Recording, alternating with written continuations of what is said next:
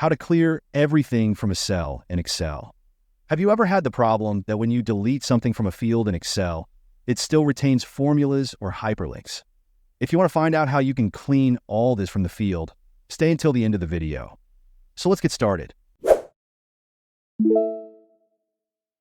Okay, first of all, we will open Excel. I will choose this one. As you can see, there is some information here. Let's say we want to delete a field.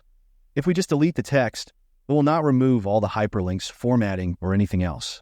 It will only delete the text. If we want to delete everything, we will do the following. In the Home section, we will find an icon with an eraser on it. If we click on it, a menu will appear where we can choose what we want to delete. Could have simply selected the Clear All option. However, if you don't want to delete everything, you can choose between deleting formatting, content, hyperlinks, or comments.